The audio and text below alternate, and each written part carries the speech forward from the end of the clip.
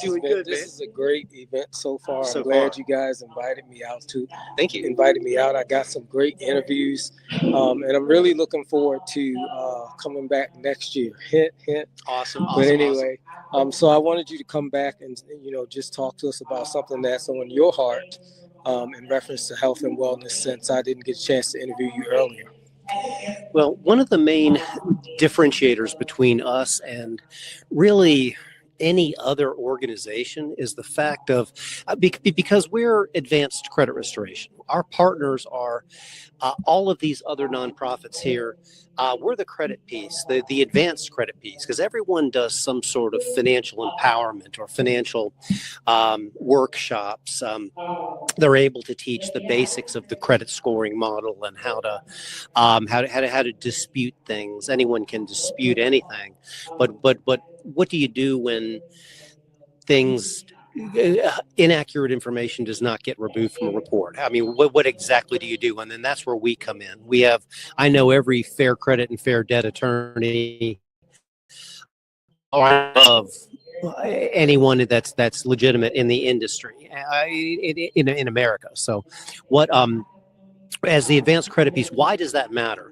Well, in 2018, Dr. Kathy Hughes, who's chairman of on our board, her and I connected, and she started work on a research study, called creditworthiness, the impact of creditworthiness on financial well-being, anxiety, depression, hopelessness, and suicide, because financial stressors directly correlate to the root causes of suicide, like stress, anxiety, depression, hopelessness. So what happened back in 2021? This research study was copyrighted and was published in the Journal of Accounting and Finance at the Library of Congress. So it's the real science behind how creditworthiness and improving creditworthiness reduces root causes of suicide. And so the goal of the research study is to study how a person's creditworthiness, credit score, credit behavior, influences their mental health and overall financial well-being, specifically examines links between creditworthiness and anxiety, depression, hopelessness, and suicidal ideation. And the goal is to establish credit behavior as both a financial and a mental health indicator. Now, before you go, let me check this. I want to make sure. Okay, great. Sorry. Okay. I just want to make sure we're picking this up. All right. Well, I was going to speak it on stage, but I got pulled because everybody else went too long. So it's perfectly fine. I'm glad we're getting it out here. But technically, the main research study, we're expanding it from a local state of Virginia study to more of a regional and then eventually a national study. We had 350 people go through the pre-test and post-test process. And we've conclusively proven that financial strain should be recognized as a public health issue, not merely an economic health issue. Prior studies have linked debt and financial stress to depression, anxiety, and relationship strain. In Dr. Hughes's original research study, there's over 100 citations, or around 100. It seems like a lot more than 100, but she spent over a year and a half doing this study. It's available for the original study on both our .com and our .org website. So it's creditrestorationinstitute.com and our .org website, which is specifically geared toward our nonprofit partnerships, where the .com is a lot of advanced credit restoration components on it. But the research study is worth a review, specifically because no one else has it, and we're hoping that to generate awareness of it, part of presenting it during the summit, and also to announce that we are going to be expanding this over the next 24 months, 2 years. We're going to do a regional study, and we have it's going to go all the way up up and down the East Coast, down to Florida, up to from Maryland to Florida, where Virginia we already have, but we don't want it to be just a state-specific study with 350 people. We're looking at 10xing it, either 3,500 people, but they have to go through the proper steps, and the Advanced Credit Improvement Initiative, the ACII, they'll go through that process. And then with pre-tests and post-tests, we're hoping to conclusively prove on a much more larger level that financial stressors essentially is a clinical concern, not necessarily just you didn't pay your bills. And so with having studied science like this can let us go to Congress and hopefully get certain things changed, specifically with the way the credit bureaus interact with the banks and how to alleviate financial stressors by the proof that it actually exists, not just the logic assuming that it exists. That's great. Hats off to the author of this. And I just want to read the title of the study. It says, "The Impact of Credit Worthiness on Financial Well-Being, Anxiety, Depression, Hopelessness, and Suicide." So we're talking evidence-based here.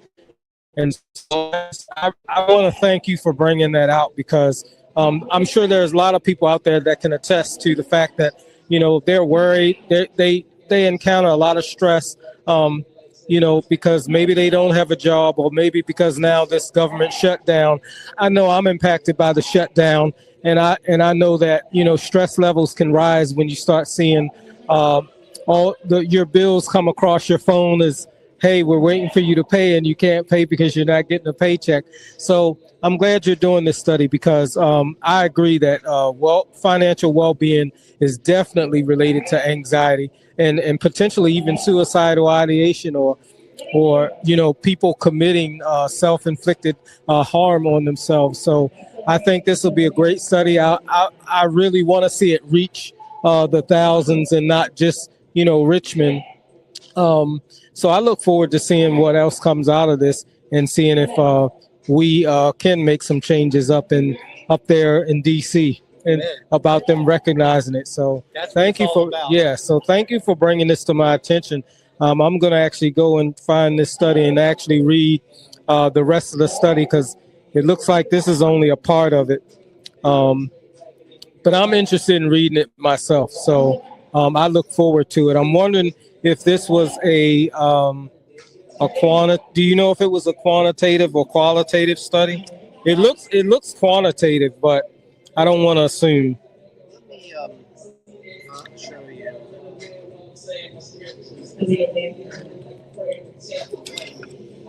Maybe I should hook up to the Wi-Fi here. But yeah, folks, this is a great study. It's not just something that somebody's throwing together.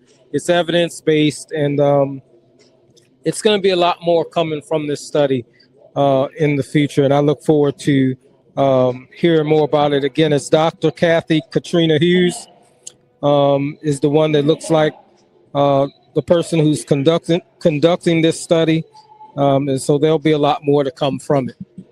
Yeah, man. All right, so we're out here at the Health and Wellness Summit put on by the Credit Restoration Institute. We're having a great time. There's lots of vendors out. This is an annual event, and so I'm gonna make sure that I stay in contact with them so that we can be out here again in the years to come. You moderated our event last year. Yeah, I did. I moderated last year, and I'm hoping to. I did some talking with Joanne a little bit, and I kind of said maybe next year when I come back, I can share, a little bit of my own. I guess you can say mental health stress run. I guess you could call it that. I don't know if she told you or not, but what was it? The first week of August, I actually suffered a heart attack. So I was out of work for like a week, and she was talking back and forth to me, asking me about showing up here, and I told her I couldn't show up. Not with the health issue. Yeah. Yeah, so but yeah, it obviously it wasn't expected. I didn't even know it was occurring. I thought I had about a heartburn or something like that. I thought I was having heartburn. I was celebrating my cousin's birthday. We had a barbecue, and I was cleaning up the next day. I felt a little pain. I thought, oh, this must be heartburn. Went on about my day as usual, and I would feel this pain, and I just go, oh, it's probably just heartburn. So, make a long story short, at the end of the night, I started taking some medicines that talked about heartburn. Yeah, just to see, to lift it. And then when I tried to go to sleep, I noticed that whenever I would lay down, I would not be able to breathe. Like my breathing would become more labored. So I ended. Fortunately for me, my family was at my house at the time, Wow. and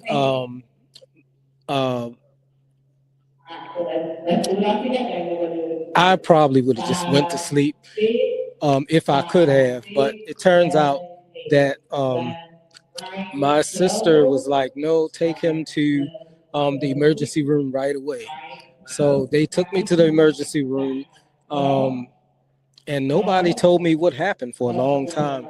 In fact, I didn't know I had had a heart attack until the ambulance came to transport me from the urgent care to Southside Regional.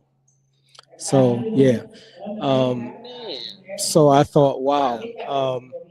So I just thought it's important to not to share stories like that, because if people don't know what the signs are, some people think, oh, I'm too young to have. Yeah, right. But I did have one, so that's something that I've got to watch the stressors in my life, and I got to know when to slow down. I got to eat right, and the mental health piece. So yeah, so. Man, I'm glad you're with us for sure. Yeah, so I told her that maybe next year when we have this, maybe I can share that story with people. I think that'd be fantastic. Yeah, and tell them, the importance of knowing the signs, the importance of having your support system to help you out, because I did have family members that came in, stayed at the house. They made me stay in the room and stay in the bed while they cooked and did everything. And they still call me. I just thought that went along with the mental health aspect that you guys promote. So that's an excellent story. Thank you for sharing. Yeah. I mean, I'm so glad that you're here. I mean, you're because that yeah, could be. Yeah. All I can say is, it's like the guys in my family came up to me and they were like, "Hey, you scared me," and I was like, "Well, I scared me too." Yeah, right. Yeah. So, but I'm thankful to be here. I'm thankful that it didn't, that it turned out that it was, a heart attack is a heart attack, but of course they said that it was a mild heart attack. But I'm just glad whatever type of heart attack it was, that I'm still here.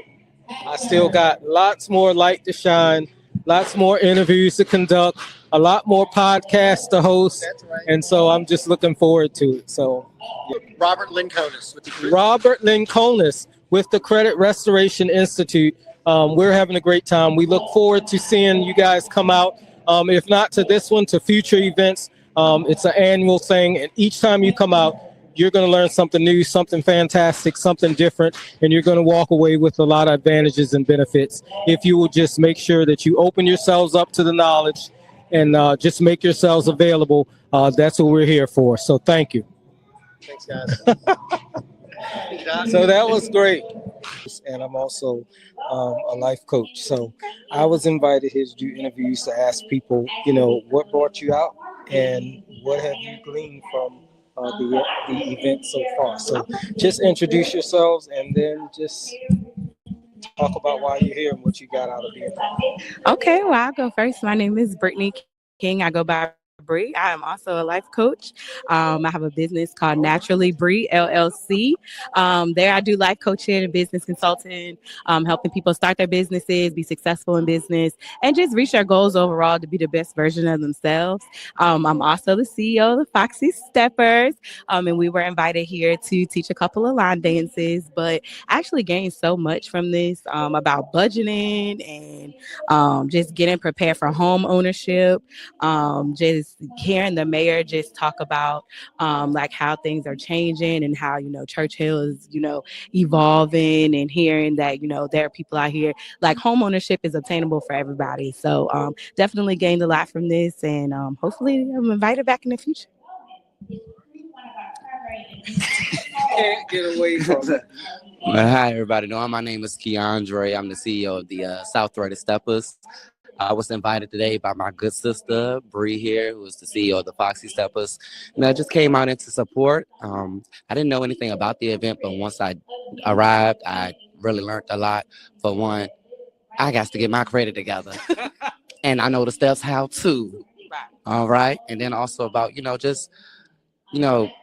living better, budgeting, saving more, and, just learning more about my community in itself and what, everyone in the offices are doing to help benefit our community as well. So, yeah, it's fun. Yeah. All right. Well, thank you guys for coming out, and life coach and stepper. So, hey, I'm glad to meet you guys, and hopefully I'll run into you guys again soon. Absolutely. Thank you All so right. much. Thank you.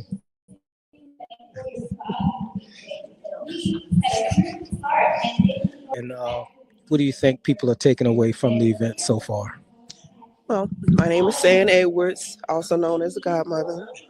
I'm the founder of the Inspired Village Urban Revitalization Movement, which is a 501c3 tax-exempt nonprofit committed to the development of affordable, permanent supportive housing.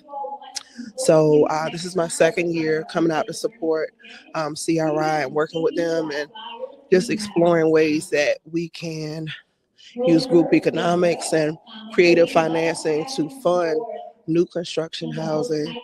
And, with all the good eco-friendly and green options and things like that.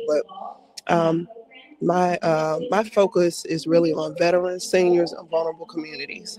So what I've experienced with coming out to their credit summit is just it's a great community building opportunity for like-minded people who have shared goals and values to connect and network and look at ways that we can partner to create those solutions for the community. Great. I'm glad you came out. Like meeting you, I met some people, particularly I'll say a lot of people dealing with wellness, but also financial literacy, which I'm really glad to see that there's more people coming out dealing with financial literacy, because that's an important thing for especially people in our community. I'll just say it because I don't know about you, but I didn't grow up learning about finances.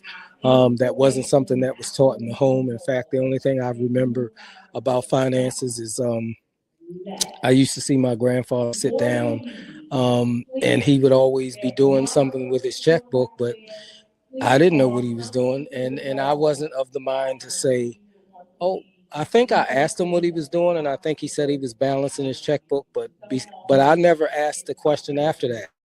Like, well, what does that mean? Well, how do you do that? And so now when I think back, I think, oh man, that's what he was doing. I wish I had learned that. I wish I had had a hunger to know that, but I didn't. So it's really important for us to get a hold of that financial literacy piece, to build our credit, get it back online. I know it's tough. You have to be willing, you have to be vulnerable, but the help is out there. And so just like you people out there, I'm no different. I have to make sure that I'm willing, that I'm vulnerable, that I'm availing myself to the services that are out here to help me become the best version of myself. So I thank people like you for starting your 501c3s, your nonprofits, to benefit the community.